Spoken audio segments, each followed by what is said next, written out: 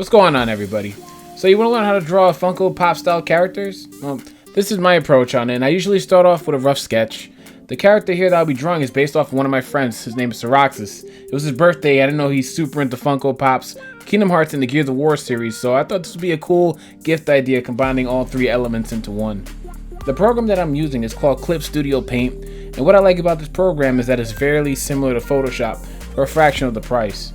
I start this off by creating a new vector layer and clicking on the blue ruler button to allow me to create a line down the page for me to create a symmetrical line art. This greatly speeds up the process for the face and simple details of the head. If you're interested in drawing a less symmetrical character, this step really isn't necessary.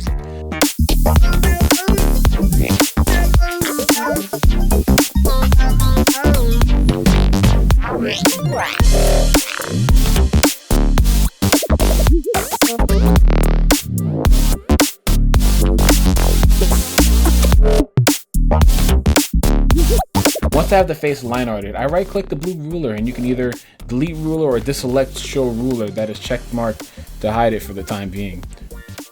From this point I follow my rough outlines. One thing I want to know is that this program has a stability feature that helps me create these very clean lines. I'm using an older tablet, so this greatly helps me out. Now I'm going to work on Sir Roxas's gear blade, as I like to call it. First, I start with creating a new vector layer and using a figure tool to help me make the staff part of the gear blade without losing any quality from rotating and resizing the rectangle. Once I have the staff placed in a good position, I start working on the sprocket handles of the gear blade. As before, I make another vector layer and use the figure tool to create a circle. Then using the blue ruler again, this helps me create the cogs on the sprocket.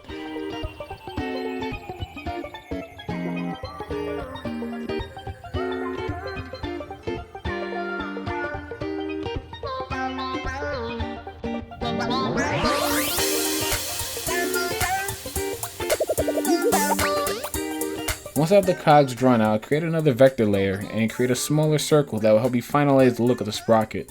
I erase the connections between the circles and the cogs to solidify the shape.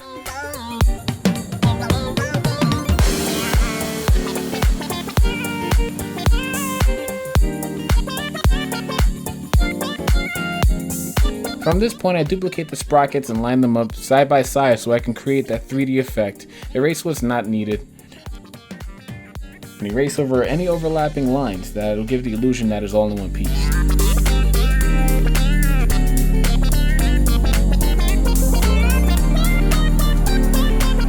Then I merge the vector layers together so it all becomes one layer for the gear blade.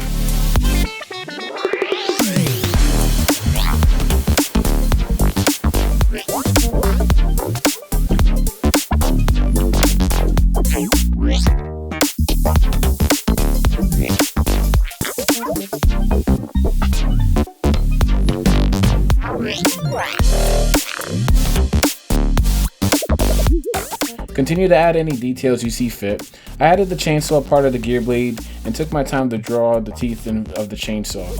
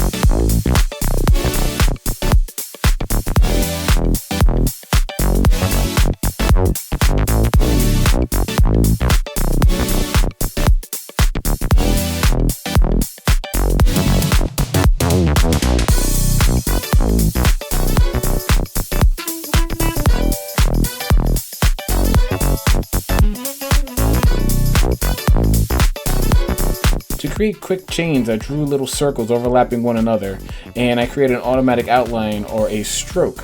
For Clip Studio, you can find this effect under Layer Properties and Effects. It will be the white and black circle.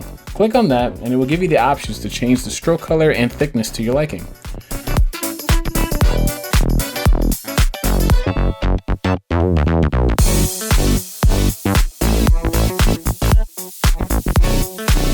Now onto the coloring. The way I start coloring is usually by creating a new folder and putting my color layers on there.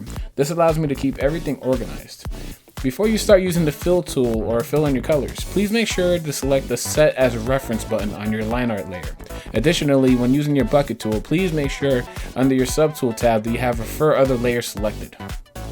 Now that we have that all set up, make or select a new layer that you want to fill your colors onto and use the bucket tool to fill in your base colors. I already have mine pre-picked, but feel free to use any colors that suit your character. Once I have a base color on my character, I use a little trick for shading. Next where it says Set Reference Layer, you will see a lock button, and then another smaller lock button, and when it's highlighted, it will say Lock Transparent Layer. This is a cool little feature that allows you to paint the inside the areas that are already previously colored in. This way we can use this to shade. I use a soft airbrush to give it a kind of a 3D-ish look. I'm going to speed up the video a little bit. I'm generally following the same steps for different colored sections of the drawing. Take your time and have fun with it.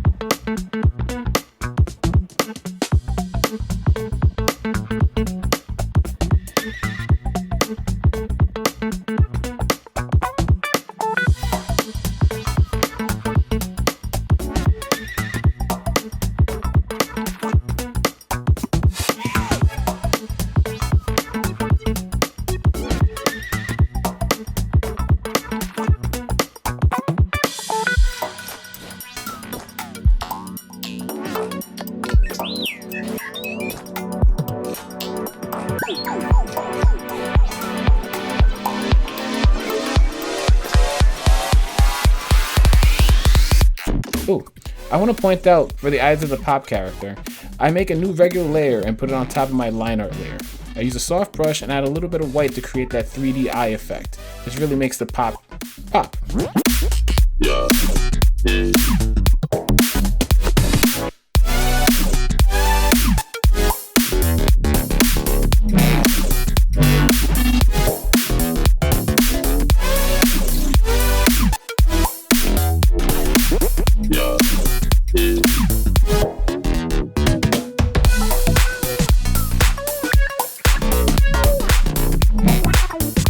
Now for one of my favorite parts, highlights. How I set up highlights is above the color folder that we created earlier. I will make a new regular layer above it and clip onto it. To clip, it is on the same row as the reference and lock transparent layer buttons we've been using. It is the very first selection with the two circles over each other, and it will say clip layer below, and you will see that the selected layer will have a red vertical bar next to it. From where you will find the clip layer below feature, you will find your blending modes for your layers. It should say normal, but click onto it and look for an overlay setting. This is what I use to create highlights without having to change every color. Okay, so from there I usually select the white color and draw where I think the highlights should be. Have fun with it. I usually will follow around the cheeks and the clothing with my highlights to help give it an extra pop. No pun intended.